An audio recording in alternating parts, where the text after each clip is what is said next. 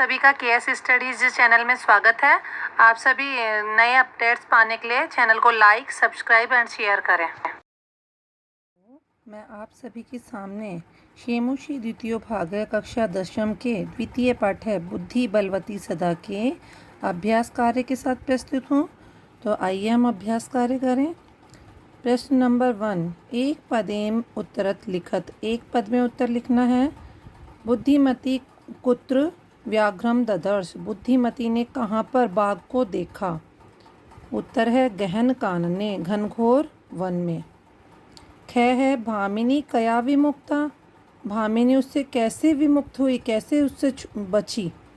निज बुद्धया, अपनी बुद्धि से। ग है सर्वदा सर्वकार्येषु का बलवती।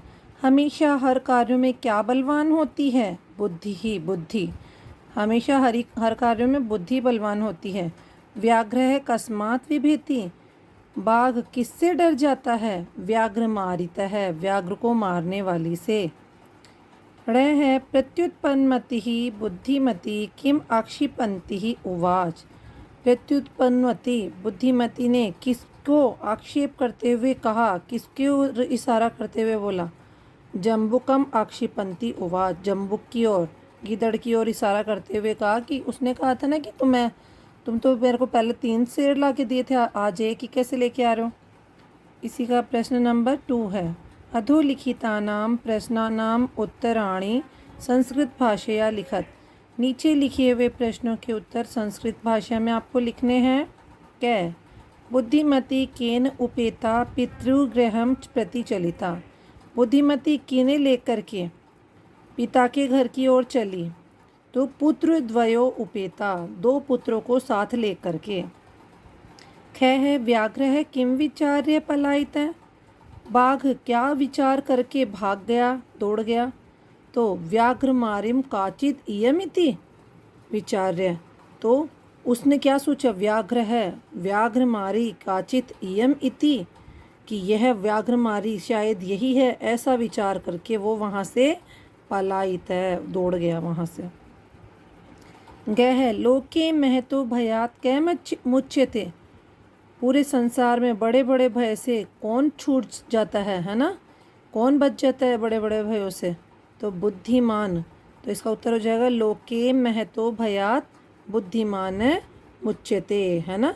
बुद्धिमान लोके महतो भयात मुच्यते। बुद्धिमान व्यक्ति संसार में बड़े बड़े संकटों से और भय से बच जाता है।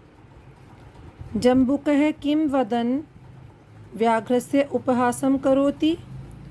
जम्बुक यानी गीदड़ क्या बोलता हुआ बाघ का उपहास करता है? क्या बोल रहा था वो बोलता है भवान कुतः भयात पलायित, कि आप कहाँ से भय से डर के आ गए हैं, भाग रहे हैं।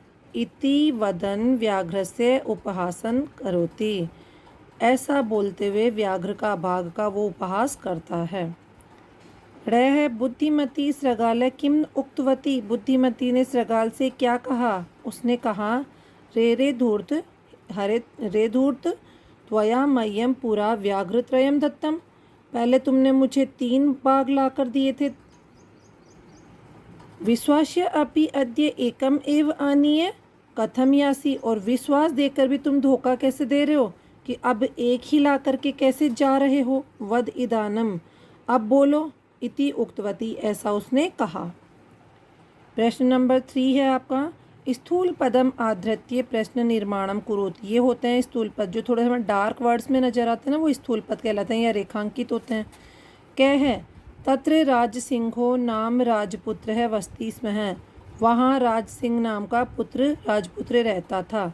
तो तत्र किम नाम, राजपुत्र की, राज सिंहों की जगह हो जाएगा किम नाम, है ना? राजपुत्र वस्ती स्मह और प्रश्नवाचक चिन्ह। सेकंड है बुद्धिमती चपेटिया पुत्रोपरहितवती।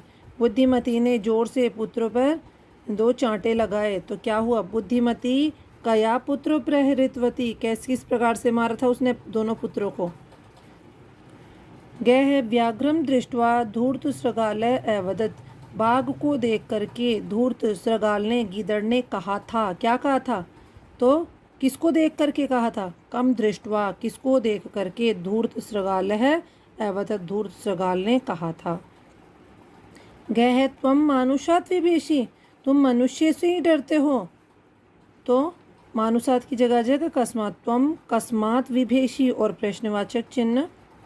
नेक्स्ट है पुरा त्वया मह्यम व्याघ्रत्रयम दत्तम, पहले तुम्हारे द्वारा मुझे 3 बाघ दिए गए थे।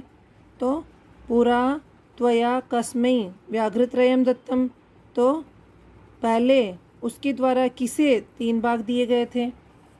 अब प्रश्न नंबर 4 है अधोलिखितानि वाक्यानि घटनाक्रम अनुसारेण योजयत।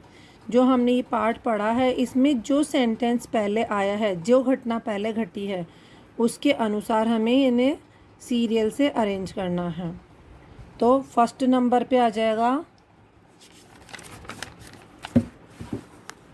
बुद्धिमती पुत्र द्वयेन उपेता पितृगृहं प्रति चलिता। बुद्धिमती 2 पुत्रों को साथ लेकर के पिता के घर की ओर चल दी। ये वाला 6 सबसे पहले आएगा।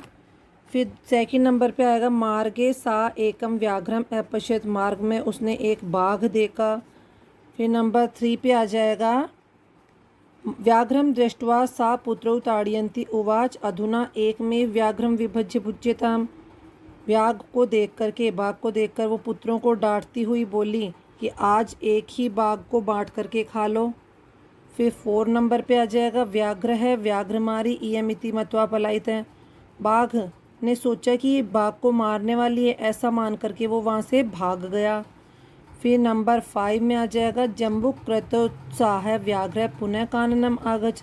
जम्बुक के उत्साहित किए जाने पर, गीदड़ के उत्साहित किए जाने पर वो बाघ फिर से उस वन में आ गया।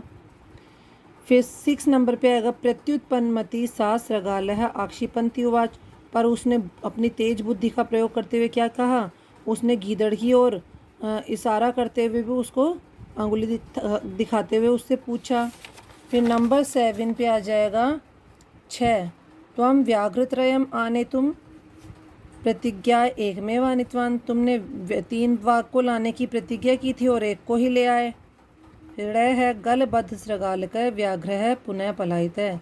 गले, दोनों के गले बंधे हुए थे ना, तो गलबद्ध सृगालक, गले को बांधे रखने वाला सृगाल व्याघ्र, उसके साथ बाघ फिर से भाग गया एकदम तेजी से। नंबर 5 है संधिम संधि विच्छेदम व कुरुत, जो संधि युक्त पद है उनका संधि विच्छेद करना है और जो संधि विच्छेद किए हुए हैं उनका संधि युक्त पद बनाना है। क्या है पितु गृहम, पितुहु प्लस गृहम हो जाएगा इसका संधि विच्छेद। एक है, इसका हो जाएगा संधि विच्छेद 1 + 1 है। फिर अन्य है प्लस अपि, संधि विच्छेद का संधि युक्त पद हो जाएगा अन्योपि। फिर इति प्लस उक्तवा का संधि युक्त पद हो जाएगा इत्युक्तवा। यत्र है प्लस आस्ते का संधि युक्त पद हो जाएगा यत्रास्ते। प्रश्न नंबर 6 है अधोलिखितानाम पदानाम अर्थ है कोष्ठकात् चित्वा लिखत। इनमें हमें जो ये दे रखे हैं इन पदों के अर्थ कोष्ठक से चुन करके लिखना है। तदर्श को कहते हैं दृष्टवान, तदर्श मीन्स दृष्टवान। फिर जगाद मीन्स कहा, तो अकथयत मीन्स भी कहा। फिर गए है ययो, ययो का हो जाता है चला गया, तो गतवान मीन्स भी चला गया। फिर अत्तुम का हो जाएगा अत्तुम मीन्स खाने के लिए, तो खादितुम मीन्स भी खाने के लिए। फिर मुच्यते मीन्स छोड़ देता है, तो मुक्तो भवति मीन्स छूट जाता है। फिर इक्षते, इक्षते मीन्स क्या करता है, देखता है, और पश्यति मीन्स भी देखता है। तो ये इनके क्या हो गए, समानार्थक पद हो गए, इनके अर्थ वाले पद हो गए। नेक्स्ट है 7 का पाठात चित्वा पर्याय पदम लिखत। इसमें भी समानार्थक पद अर्थात पर्याय पद लिखने हैं। क्या है वनम, वनम का समानार्थक या पर्याय पद होगा काननम। सृगालह का हो जाएगा जम्बुक है। शीघ्रम का हो जाएगा सत्वरम। गह है पत्नी, पत्नी का हो जाएगा भार्या। रह है गच्छसी, गच्छसी का हो जाएगा यासी। आ है पाठात चित्वा विपरीतार्थक पदम लिखत। पाठ से चुन करके आपको विपरीत अर्थ वाले पद लिखने हैं। कह है प्रथम, प्रथम का हो जाएगा द्वितीय। उक्तवा यानी कह करके, श्रुत्वा यानी सुन करके। अधुना मीन्स आज, तदा मीन्स तब। अवेला का हो जाएगा वेला। बुद्धिहीना का हो जाएगा बुद्धिमती। तो ये आपके द्वितीय